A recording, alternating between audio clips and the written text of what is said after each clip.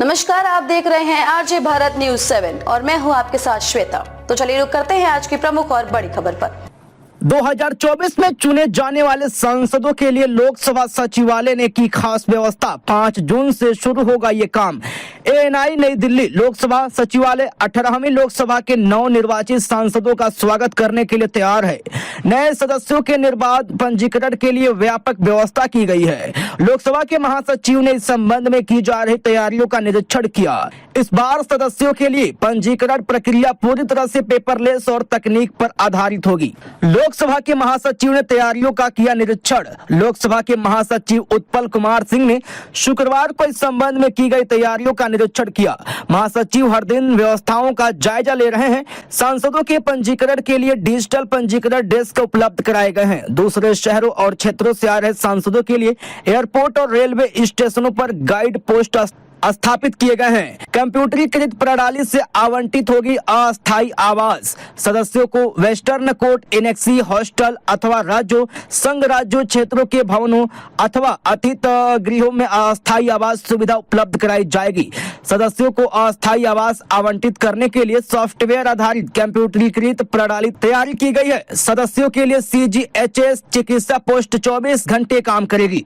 Online होगा सदस्यों का पंजीकरण। कागजी कार्रवाई कम करने और सदस्यों के पंजीकरण की औपचारिकताओं को सुगम बनाने के उद्देश्य से नवनिर्वाचित सदस्यों का पंजीकरण ऑनलाइन एकीकृत सॉफ्टवेयर एप्लीकेशन के माध्यम से होगा। एकीकृत सॉफ्टवेयर एप्लीकेशन में न केवल सांसद के बायो प्रोफाइल डाटा की प्रविष्ट की जाएगी, बल्कि इसमें प्रविष्ट की गई फेशियल और बायोमेट्रिक जानकारी के आधार पर पहचान पत्र जारी करने के साथ ही लोकसभा सांसदों और उनकी पत्नी या पति को CGHS कार्ड जारी किए जाने की व्यवस्था की गई है।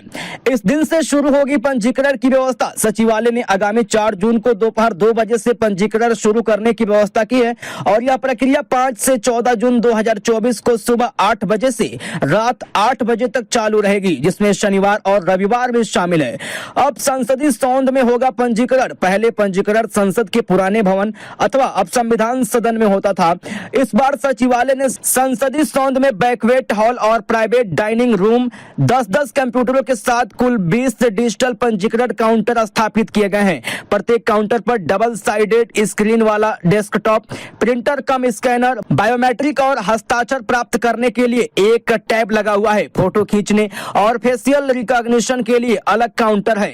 नवनिर्वाचित सदस्यों के लिए की गई ये व्यवस्था। नवनिर्वाचित सदस्यों के लिए SBI बैंक खाता खोलने, अस्थायी पहचान पत्र, केंद्र सरकार स्वास्थ्य योजना कार्ड जारी करने की व्यवस्था भी की गई है।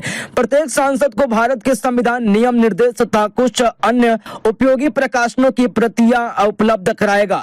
कुछ अन्य प्रकाशन सॉफ्ट वर्जन में मिलेंगे। संसदीय सौध एक्सटेंशन के बैंक्वेट हॉल में सांसदों के परिवार के सदस्यों तथा अतिथियों के लिए प्रतीक्षा क्षेत्र उपलब्ध कराया जाएगा। सफल उम्मीदवारों के विवरण के लिए टीम परिणामों की घोषणा के दिन चुनाव आयोग की वेबसाइट पर नजर रखने और सफल उम्मीदवारों के संपर्क विवरण तुरंत दर्ज करने के लिए एक टीम गठित की गई है। सॉफ्टवेयर एप्लीकेशन का उपयोग करने वाली टीम यह जांच सकेगी कि सफल उम्मीदवार नया सांसद है या फिर पुनः निर्वाचित सांसद है।